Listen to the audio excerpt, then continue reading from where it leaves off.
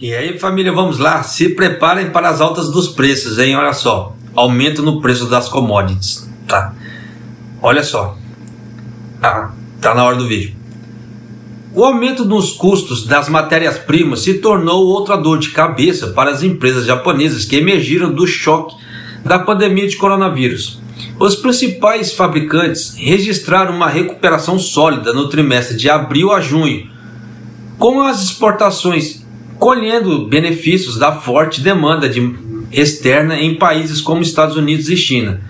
Mas um clima de cautela está prevalecendo entre as principais empresas em relação às perspectivas, tentando avaliar como os preços mais altos de energia, metais e outros recursos impactarão seus ganhos nos próximos meses.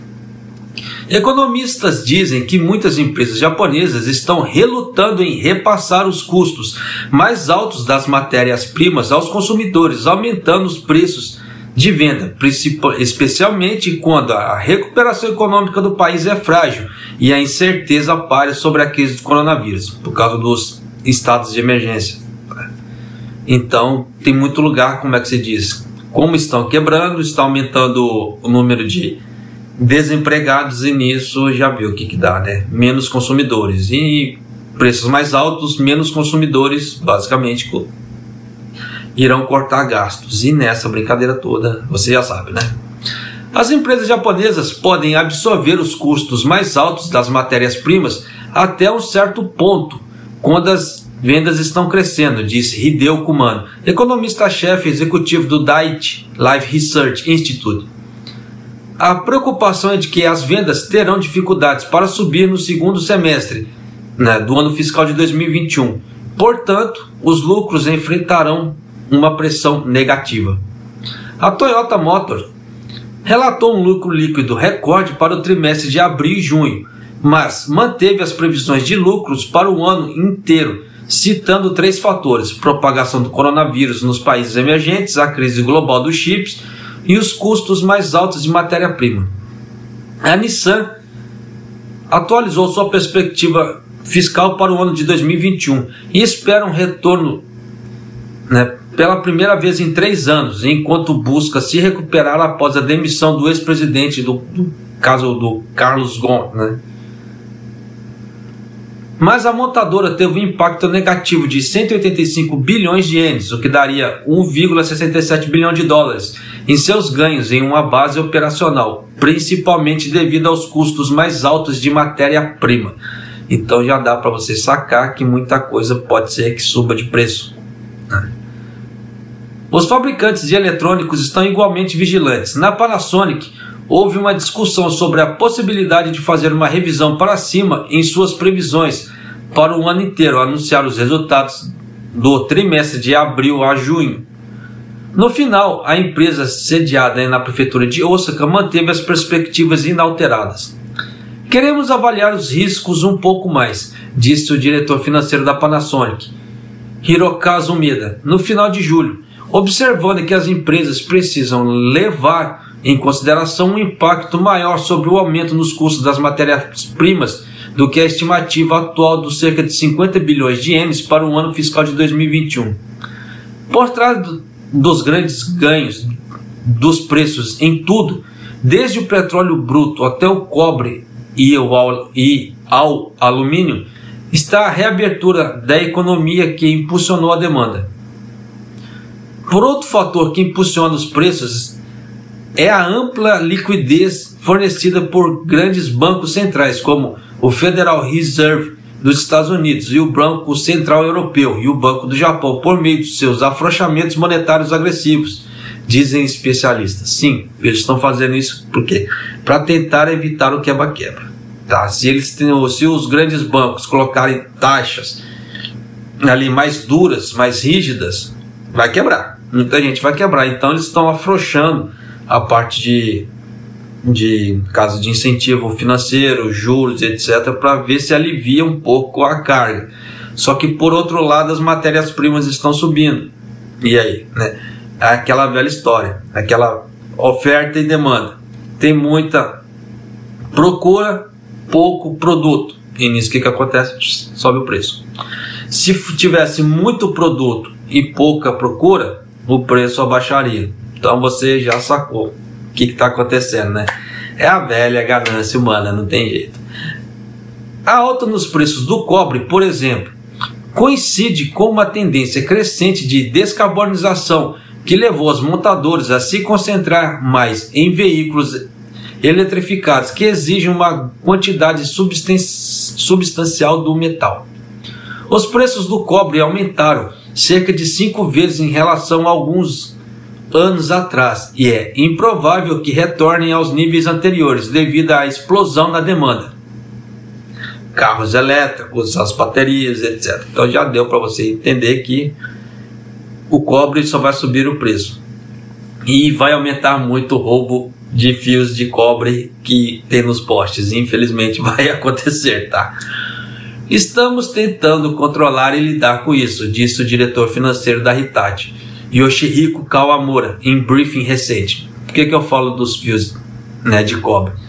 Aqui no Japão, como em qualquer outro lugar do mundo, existem pessoas inescrupulosas que vão lá e roubam os fios. Tá? Aqui no Japão já houve casos também de roubarem fios de cobre, tá? Para poder derreter e revender os cobres. Então já dá para você ter. E com a alta do preço do cobre, já deu para você entender que muita coisa vai acontecer.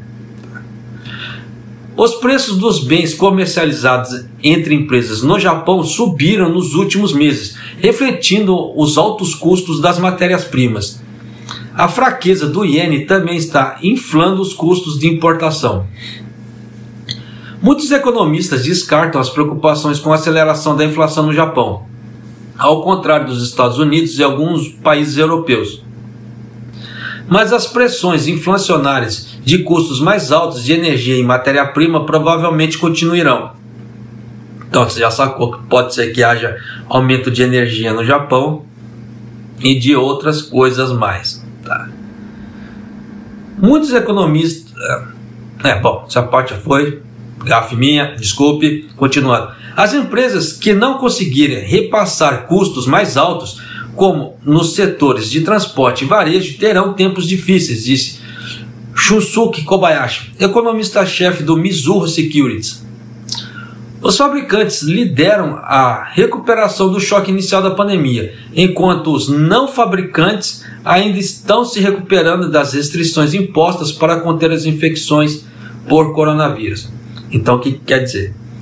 Os locais que não fabricam estão tendo grandes dificuldades. Restaurantes, hotéis e outros lugares mais que não são fabricantes.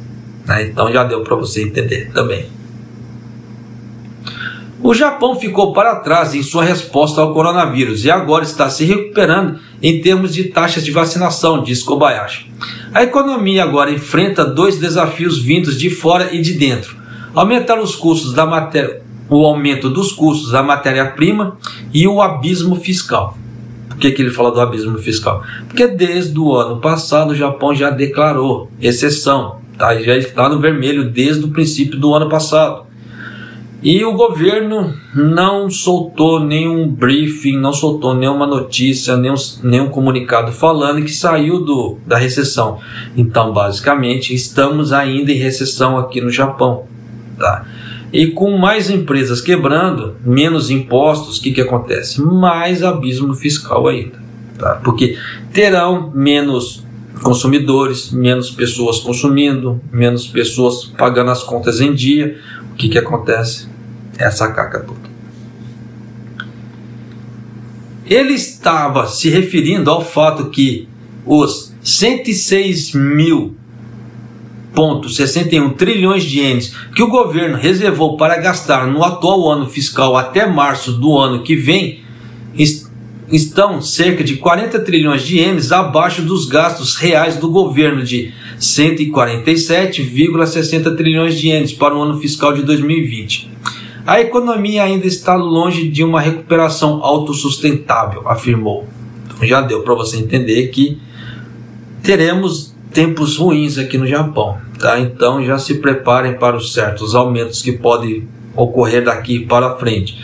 Se os economistas já estão avisando, se já está soltando matérias falando que o preço das commodities estão subindo aqui no Japão, tá? Isso aqui eles só deram um exemplo no caso do ferro, cobre, etc, assim, certas commodities, tá? Só que o arroz também já está, como é que se fala aqui no Japão, está passando por uma certa reforma, tá? Eu falo assim porque tem saído matérias falando sobre, né, as importações e importações do preço do arroz aqui do Japão, principalmente o arroz tipo A, né, no caso assim, o koshihikari e os outros arroz bons que são usados para sushis e etc, estão passando por uma dificuldade danada que eles não estão conseguindo vender porque o preço está alto. Então o que é isso? Né? Alto nos preços. E outras commodities também, né, vão subir o preço. Então se preparem para amargar aumentos daqui para frente aqui no Japão. Em relação ao Brasil não dá para saber, tá? Não tenho acompanhado como é que está o preço das commodities do Brasil, mas aqui no Japão já dá para você sacar que futuramente teremos aumentos, e dependendo dos aumentos bem altos. Por isso que eles não estão se preocupando com a inflação no Japão, aqui no Japão. Por quê? Porque o povo para de comprar. Simples assim. Então quando começa a dar pico de inflação, eles começam a aumentar o preço das coisas para manter aquela inflação, que o Japão é doido para ter uma inflação. Muito pelo contrário, o Japão costuma não ter inflação, né? Só dá deflação aqui no Japão. E eles querem ter inflação para tentar arrecadar mais dinheiro. E eles não conseguem fazer esse tipo de coisa aqui no Japão. Porque o povo para de comprar. O povo para de consumir. Por isso que eles não se preocupam com a inflação igual os Estados Unidos e a União Europeia lá. Então, como foi citado na matéria. Então já dá para você sacar que muita coisa pode acontecer aqui no Japão esse ano ainda, tá? Então já se preparem, tá? O canal que já está trazendo esse tipo de matéria para você já ir se preparando financeiramente, tá? Para evitar certas dores de cabeça, certo? Mas é isso aí. Um abraço, até o próximo vídeo, até mais.